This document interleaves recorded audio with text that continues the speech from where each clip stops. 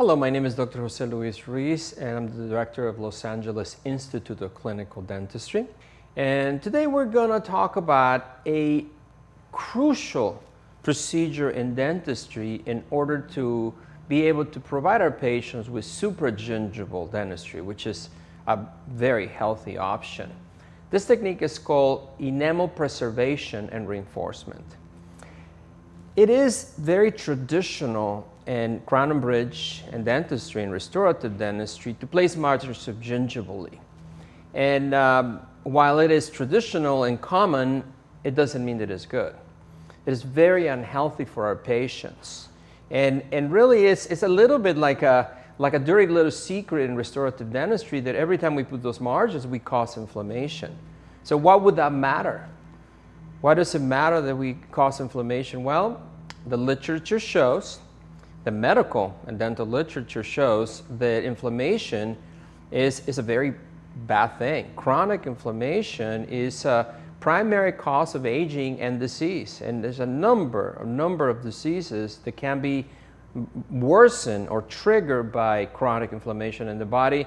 And the oral inflammation is one of the biggest problems that we have.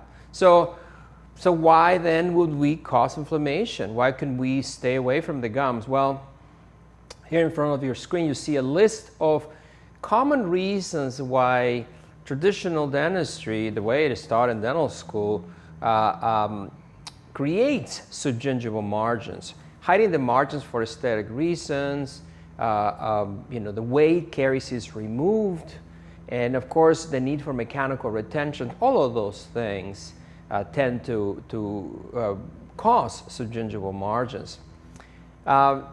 We have, at the LA Institute, we have been teaching for over 15 years supra-gingival dentistry, and refining these techniques. We encourage you to look into it. We have a protocol, a supra-gingival protocol with a number of techniques and tricks that allow the restorative dentist to keep the margins above the gum. And in fact, there is a book published by Wiley with all of this information. But let me tell you, the enamel preservation is, to me, the most crucial of those techniques. It is a technique that I use every single day in my practice. And the reason why is because it is so common to have caries. They appear to be going subgingival, and with traditional techniques, they would go subgingival. We see in the screen, an anterior preparation that shows that the margins, the enamel margins, are above the gum, but actually the dentin is subgingival. So let me share with you this technique. So it's called enamel preservation and reinforcement. And as you see on the screen, on the x-ray, you see how the enamel is demineralized to the point where it's slightly bit above the gum. And from that point on, the enamel is healthy, but the caries continues quite a bit more apically. So traditionally, and to the right, you see a photograph of how the enamel is clearly healthy. It has a normal color, but the dentin is infected, has been stained with the caries indicator. Now, if we use the traditional techniques that tells us that enamel without dentinal support has to be removed, then by the time we're done removing the infected dentin, we would have a cable margin with 2-3 millimeter subgingival margins. But that's not what we encourage you to do. And we've been teaching at the LA Institute these techniques, and you see right here one of the exercises that we do when we do our workshops.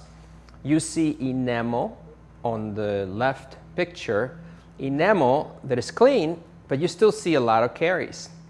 So we're not going to continue to remove the enamel more apically. We're going to leave that healthy enamel, and we're going to focus to very carefully remove the infected dentin.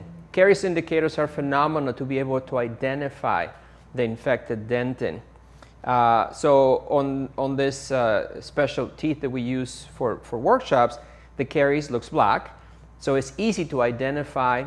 And then we remove the caries, we remove that infected dentin until it's clean, the tooth is clean, but then there is a bridge of enamel, a wall of enamel that could be 2-3 millimeters in height.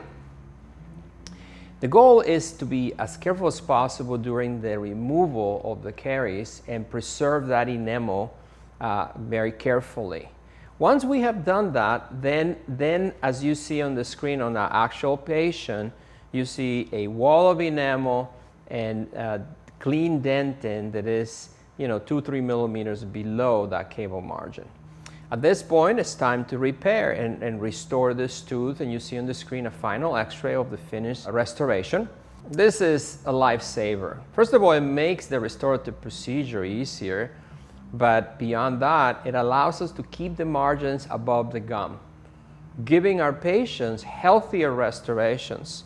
So really, this is a technique where everybody wins. The restorative dentist has an easier life, better results, more predictable results, and the patients get a healthier restoration. So why not? There is a good amount of research. Right there I show you research that I did with Dr. Warner Finger. And then there is, on the next slide, you see research going way back to the 70s showing that the enamel can be left unsupported if we're able to bond correctly to the enamel and regain its original strength. So how we restore that then is very important.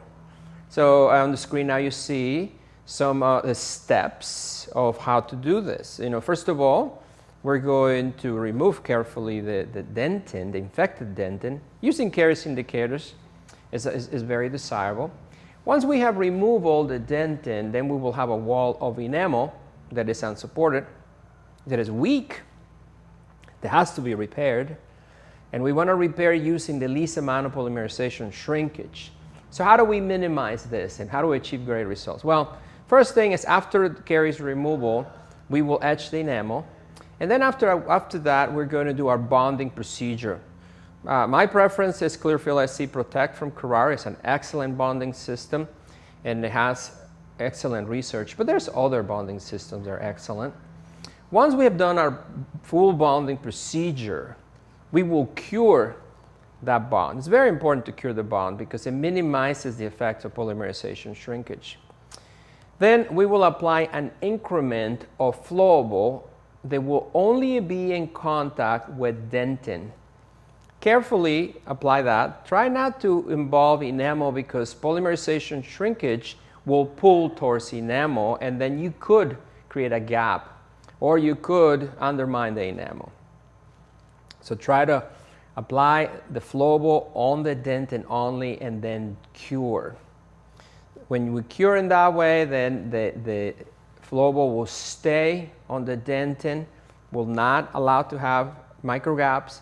And then the next increment, which could be either restorative composite or more flowable, will be in contact with enamel and resin. That will minimize the effect of polymerization shrinkage.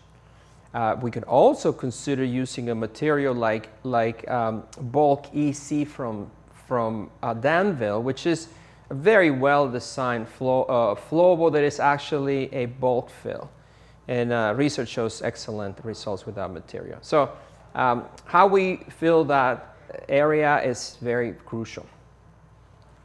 Right there on the screen, you see an anterior case using this technique of enamel preservation and reinforcement. How we have a smaller external outline and we expand more apically internally on the dentin, preserving that enamel margin. This works excellently. On the right, you see how if we would have done the traditional technique of removing the enamel, then would be deep below the gum, making the restorative procedure way more complicated and of course giving our patients less healthy of a restoration. So this technique can be applied on anterior restorations, on direct restorations, on posterior restorations and indirect restorations. So I can tell you this is a technique that I use every day in my practice. Right here you can see a case that clinically you look at the top picture and you would say for sure we're going to go below the gum. But then using this technique, preserving that supragingival healthy enamel, we can we can maintain supragingival margins, repair that wall, and then take an impression and fabricate a restoration. This is a second example of the same thing. Case that you would say for sure is going to go below the gum. Using enamel preservation, we can easily repair using our bonding procedure, and then we can take an easy impression and provide our patient with wonderful supragingival restorations. They will last a very long time and they will protect their health. We have excellent hands-on courses at the LA Institute to learn how to do these techniques, to actually do it hands-on, as well as a number of different techniques that will help maintain supragingival margins on almost any situation. It's been a pleasure and look forward to the next time.